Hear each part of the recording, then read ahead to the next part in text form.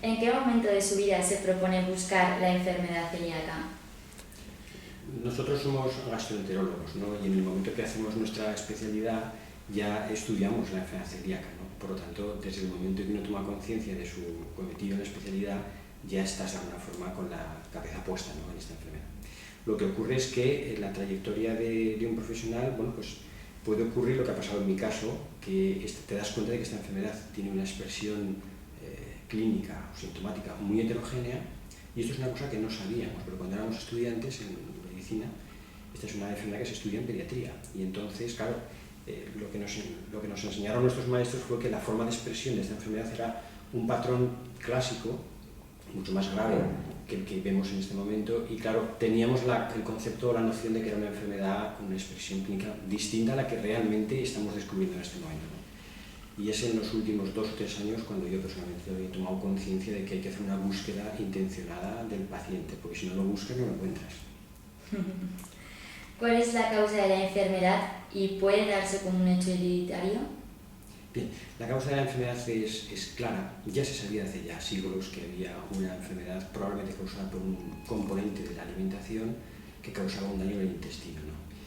Y en el siglo pasado fue un pediatra holandés el que se dio cuenta de que a medida que las reservas de cereales se iban agotando durante la Segunda Guerra Mundial, mejoraban los niños que padecían este problema, y él fue el que de alguna manera despertó la sospecha de que había un componente en los cereales, que hoy sabemos que es el gluten, que es una proteína contenida en el trigo o en la cebada del centeno, que al entrar en contacto con la glucosa intestinal provoca una respuesta inflamatoria. Es decir, el sistema inmunológico nuestro, el sistema defensivo, identifica ese elemento como un tóxico y desencadena un ataque, una respuesta inflamatoria que acaba por dañar la glucosa que produce el intestino.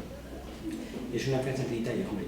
Es una enfermedad que tiene una agregabilidad familiar, es decir, la probabilidad de que un familiar de primer grado tenga la misma enfermedad es más alta que en la población general. De hecho, sabemos que aproximadamente un 15-20% de los familiares de primer grado tienen el mismo problema. Entonces, no puede decirse que es una enfermedad hereditaria, pero sí tiene una predisposición genética y es más común entre familiares de primer grado que los que padecen este problema. ¿Cuál es la primera norma que se dicta a un celíaco que acaba de ser diagnosticado?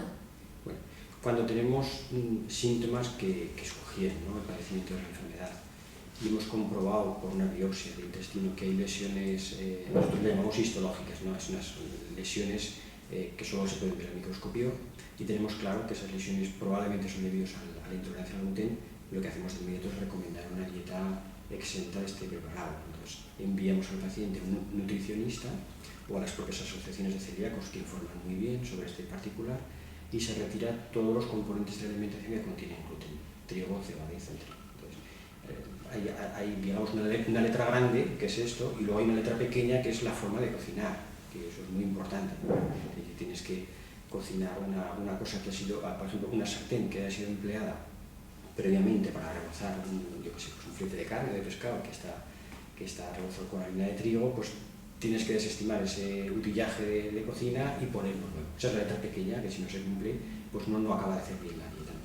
Entonces, lo que hacemos es indicar al paciente que consulte con un experto en nutrición o con la propia asociación de celíacos, y ellos son los que facilitan todo tipo de información para que conozcan cómo hay que cocinar y qué alimentos deben de prescindir para evitar el contacto con el gluten. La enfermedad celíaca, como hemos dicho, es complicada de detectar. ¿Cuáles son las claves para el diagnóstico? Bien, es complicada por detectar porque la forma de expresión de la enfermedad es muy variopinta. Hay unos pediatras que publicaron recientemente un artículo que a mí personalmente me gusta mucho, porque yo creo que son los que mejor he visto yo que explican este problema, ¿no? Hay 4 patrones de presentación. Hay un patrón que es el patrón clásico, que tiene un paciente que en el momento que desarrolla los primeros síntomas, pues tiene un cuadro de diarrea, con pérdida de grasas, de proteínas, de minerales, de vitaminas. Eso conduce a un adelgazamiento progresivo y a un deterioro del estado general. Y estos, cuando son niños, sobre todo, los pediatras enseguida ven que el problema de este puede ser una persona intolerante al gluten. Pero este patrón clásico, vamos a decir, de expresión, hoy en día es excepcional, sobre todo en los adultos.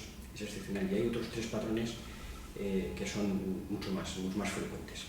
Uno es el que tiene síntomas gastrointestinales, vamos a decir, inespecíficos. Uno puede tener sensación de saciedad precoz, cuando comes te sacias enseguida, tienes sensación de digestión lenta, tardas mucho rato en hacer la digestión, a veces sensación nauseosa, hinchazón, inflazón abdominal, que estos síntomas son muy comunes en la población en general, ardor, y uno no repara en que esto puede ser una enteropatía por gluten y antes piensas en otras cosas, ¿no? Que estamos más acostumbrados a diagnosticar dispepsias funcionales, reflujos gastroesofágicos, pero realmente este subgrupo es muy importante. Nosotros estamos viendo cada día más personas que consultaban por esta, digamos, constelación de síntomas inespecíficos y que acaban teniendo una intolerancia al gluten y que al retirar ese componente desaparece toda esa clínica. Esa es una segunda forma de expresión, es decir, síntomas gastrointestinales, vamos a decir, atípicos, que no responden al patrón clásico. Luego hay una tercera, que es lo que llamamos síntomas extraintestinales, es decir, que nada tienen que ver con el intestino en su forma de expresión. Y ahí vemos, por ejemplo, anemias de causa no aclarada, muchas mujeres son diagnosticadas de anemia que se atribuyen erróneamente a las menstruaciones, de estos vemos muchos casos, falta de hierro, osteoporosis, ese es otro problema, la descalcificación, la pérdida de masa ósea en adultos jóvenes, especialmente cuando son varones, eso obliga de alguna manera a sospechar, ¿no?, el padecimiento de esta enfermedad, que nada tiene que ver con una expresión intestinal, ¿no? Retraso de crecimiento en los niños, por la misma razón, los niños no crecen. Entonces, el retraso de crecimiento, la osteoporosis y la anemia son formas extraintestinales de expresión. Y ahí entra un tercer subgrupo que es difícil de diagnosticar.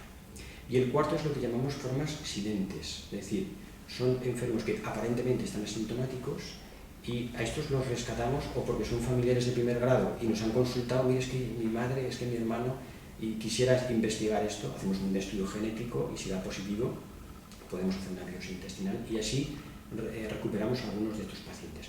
O bien son enfermos que padecen otro tipo de enfermedades relacionadas con la inmunidad, por ejemplo, diabetes insulinodependiente, hipotiroidismos, psoriasis. Hay una serie de enfermedades que tienen algo que ver con el sistema inmunológico y cuando uno padece esas enfermedades también es más probable que tenga una enteropatía sensible al gluten, que a lo mejor no ha dado síntomas todavía gastrointestinales. Bueno, pues este grupo es muy interesante, estas más silentes, porque cuando tú identificas un paciente de estas características que pertenece a este grupo y le quitas el gluten, entonces el enfermo empieza a manifestar que realmente él padecía cosas de las que no se había dado cuenta y que ahora han desaparecido. O sea, que no estaban tan silentes, sino que la expresión sintomática era, digamos, totalmente anodina, inespecífica, y el paciente no le había dado ninguna importancia. Entonces, estas son las formas de expresión. Entonces, hay que tener un índice de sospecha muy alto para que no se escapen los enfermos, ¿no? Y estar continuamente haciendo una búsqueda intencionada, es lo que llamamos así, buscar activamente e intencionadamente el problema.